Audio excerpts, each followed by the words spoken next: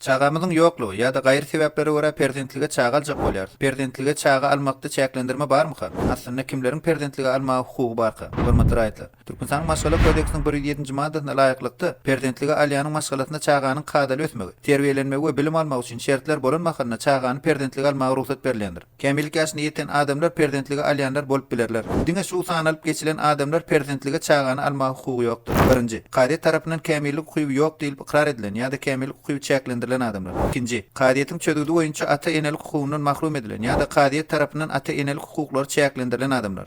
Üçüncü, kanun tarapyndan öz üstüne yüklenen borçlaryny ýerine ýetirmändi ýa-da talaba laýyk ýerine ýetirmändi sebäpli howsaryň, howandaryň borjyny ýerine ýetirmekden çetleşdirilen adamlar. Dördüncü, öňkü perzentligi alanlar eger perzentligi almak olaryň günäsi boýunça kadiýet tarapyndan ýatyrylan bolsa. Beşinji, saglyk ýagdaýy boýunça ata eneleriň hukuklaryny amala aşyryp bilmeýän adamlar. Çaganyň perzentligi alınmagyna, onuň howsaryna ýa-da howandaryna kabul edilmegine ýol berilmeýän kesellerin bolmagynyň sanawy Türkmenistan Ministrler Kabineti tarapyndan belirlenýändir. 6-njy, mogalimçilik we terbiýeçilik işi bilen baglanyşykly jinaýatlary, şeýle bil katlaýyn agyr we ýa-da aýratyn agyr jinaýatlary edendigi üçin iş ketlen adamlar. Eger olaryň iş ketlenlik aýby öz-özünden aýrylmadyk ýa-da kadiýet tarapyndan aýrylmadyk bolsa. 7-nji, hemişelik ýaşaýan ýer şeýle hem belirlenen sanitariýa we tehnik talaplara laýyk gelýän ýaşaýyş çaý bolmadyk adamlar. 8-nji, arakorlukdan, neşekeşlikden, toksikоманиýadan ýa-da psihoaktiv maddalara baglylykdan ejir çeken adamlar. Bundan başga da öz aralaryna nikahda durmaýan adamlar şol bir çagany bilelikde perdentlik alyp bilýän däldirler. Hormatly adamlar, Türkmenistanda maşgalanyň hem de çagalygyň döwletiň goragyna durýandygy baradaky ýagdaýlary siziň üstüňe çekmek bilen hukuklaryňyzyň Türkmenistanyň kanunçylygyna laýyklykda netijeli durmuşa geçirilmegini gazanmak üçin adwokatlaryň hyzmatynyň peýdalanmasy maslahat berýär.